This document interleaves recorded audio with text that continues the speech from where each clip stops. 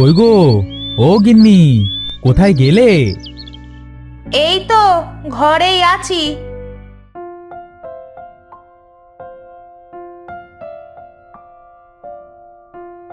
তা বাজার থেকে এসে এমন ষাঁড়ের মতো চেঁচাচ্ছ কেন? আরে দেখতে পাচ্ছ না, হাটের থেকে কত বড় একটা মাছ কিনে এনেছি। দেখতে তো পাচ্ছি, তা এত টাকা কোথায় পেলে শুনি? তুমি তো সহজে মাছ মাংস কেনো না। এই মোড়লদের বাড়িতে হাল চাষের কাজটা পেয়ে গেছি। এই মোড়ল সাহেব অগ্রিম কিছু বকশিস দিছে, তাই কিনে আনলাম। আচ্ছা, দাও তাহলে, আমি মাছটা কেটে রাঁধি। হ্যাঁ হ্যাঁ, নাও নাও। এই সর্ষে দিয়ে ভালো করে ঝোল করবে, লতা খুব পছন্দ করবে। আচ্ছা, এই লতা কোথায় গো? কোথাও দেখছি না যে। সে কি আর বাড়িতে থাকে? সারা দিন সারা গাঁ টো করে ঘুরে বেড়ায়। বলি মেয়েটাকে এবার একটা বিয়ে দিয়ে দাও। সে দেখা যাবে, তুমি তাহলে থাকো, আমি হাল বলদ নিয়ে বের হলাম।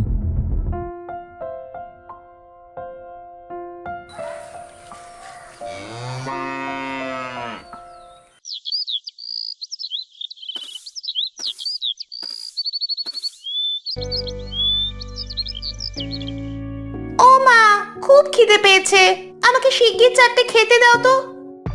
দেখতে পাচ্ছিস না মাছ কুটোতে বসেছি, তুই নিয়ে খা গিয়ে। বাহ, আজ তো বাবা অনেক বড় মাছ এনেছে। দাও না মা, মাছটা আমি কাটি। তুই তুই কাটতে পারবি না, আমি কাটি, তুই দেখ। মা, দাঁড়াও দাঁড়াও, মাছটা কেটো না।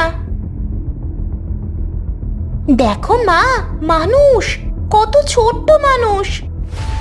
তোর কি মাথা ঠিক আছে? মাছের পেটে মানুষ আসবে কিভাবে? হ্যাঁ মা, দেখো দেখো। ও মা, এত ছোট মানুষ! উমা, এ তো দেখি হাত পাও নাড়াতে পারে। দেখ তো কথা বলতে পারে কিনা। ছাড়ুন, দয়া করে আমাকে ছেড়ে দিন, আমি খুব ব্যথা পাচ্ছি। মা, এ তো দেখি কথাও বলতে পারে। এই এই নামা, নামা ওকে, ও ব্যথা পাচ্ছে।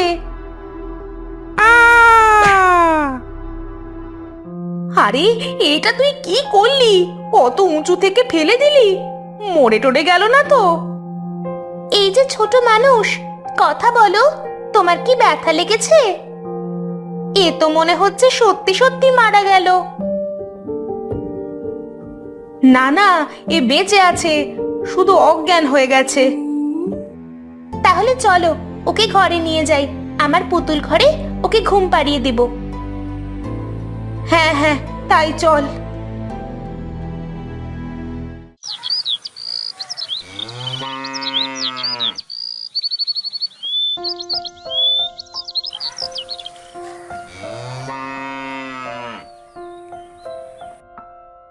প্রতাপ, ও প্রতাপ।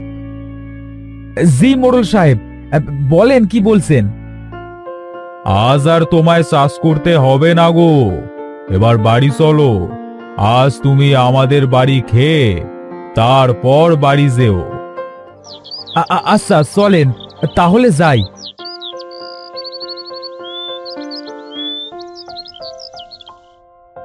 প্রতাপ, আজ আমাদের বড় পুকুরের মাছ সরিষা দিয়ে ঝোল করেছে। হ্যাঁ, তো চলো, আমরা দুজন আজ একসাথে খাবো। জি মোড়ল সাহেব, মাছের ঝোল আমার খুব পছন্দ।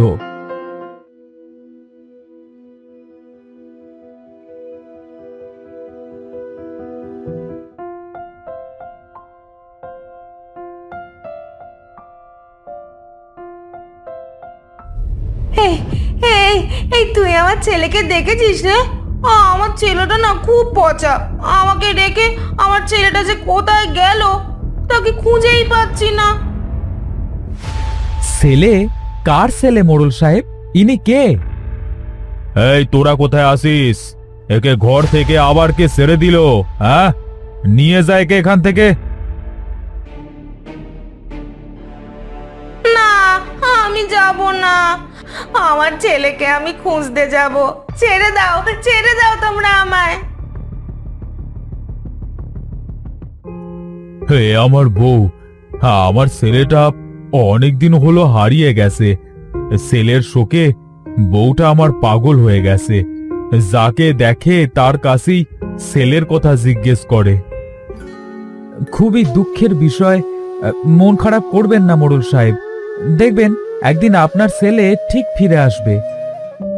তাই যেন হয়, তাই যেন হয়। তাহলে আমি আজ আসি মোড়ল সাহেব, কাল আবার আসব। আচ্ছা আচ্ছা, ঠিক আছে, যাও।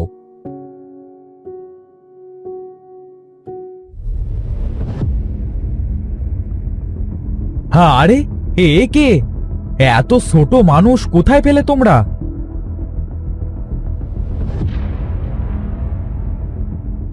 তাই নাকি? মাছের পেটে এতটুকু একটা মানুষ? তা ছোট্ট মানুষ, তুমি মাছের পেটে আসলে কি করে? আমিও তোমাদের মতো বড় ছিলাম গো।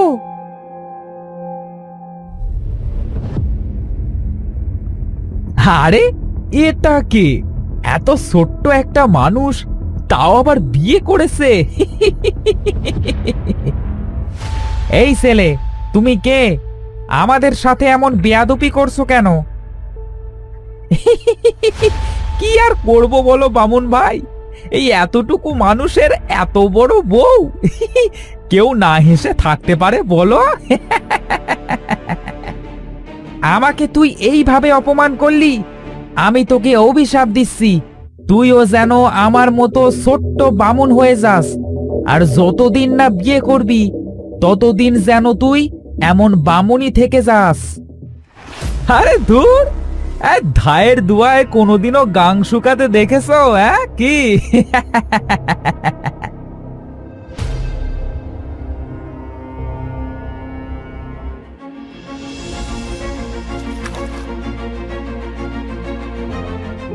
আমি অনেক বড় ভুল করেছি।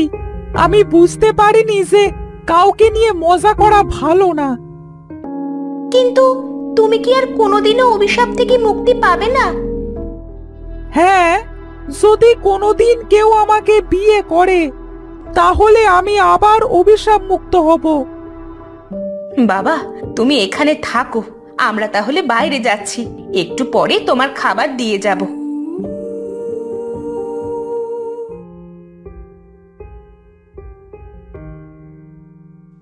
ওগো, ছেলেটাকে যখন আমরা পেয়েছি, তাকে এই বিপদ থেকে রক্ষা করাও তো আমাদের দায়িত্ব। তার মানে কি বলতে চাইছো তুমি? আমি বলি কি, আমাদের লতাকে ওই ছেলের সাথে বিয়ে দাও। আচ্ছা, ঠিক আছে। তুমি যখন বললে, আমি আমার মেয়েকে এই ছেলের সাথেই বিয়ে দেব। বাবা, আমি বিয়ে করব না। এত ছোট্ট ছেলের সাথে কেউ বিয়ে করে? মারে, তোর সাথে ছেলেটার বিয়ে হলে সে যে অভিশাপ মুক্ত হবে, তুই না করিস না। আচ্ছা বাবা, তোমরা যেটা ভালো বুঝো সেটাই করো।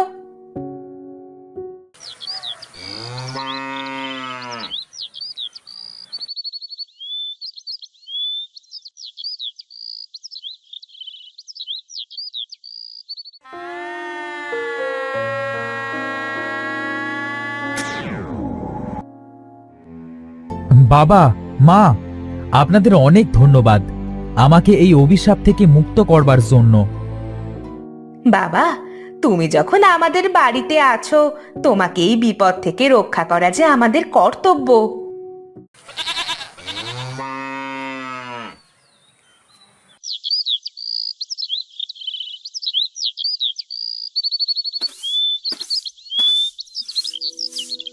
গিন্নি, আমি কিন্তু মোড়ল বাড়ি গেলাম। আচ্ছা, যাও, আজ একটু সকাল সকাল বাড়ি এসো, বাড়িতে অনেক কাজ আছে। আচ্ছা, ঠিক আছে।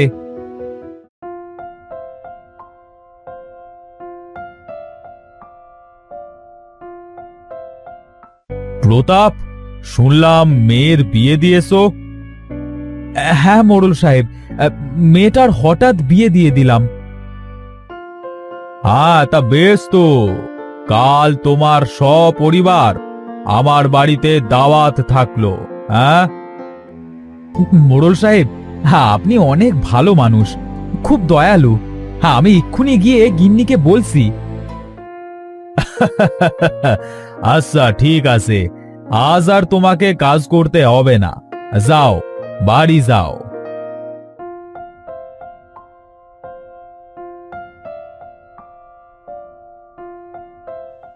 গিন্নি, গিন্নি, আরে খুশির খবর আছে, শোনো। কি খবর গো? কাল মোড়ল বাড়িতে আমাদের সবার দাওয়াত আছে, বুঝলে গিন্নি? সেটা খুব ভালো কথা।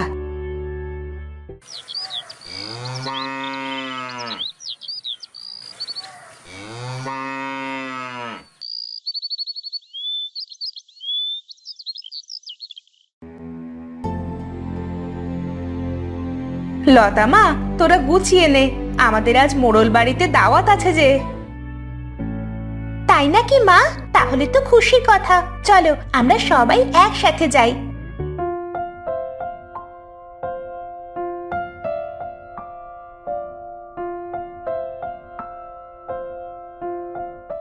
এই তো, এই তো আমার ছেলে।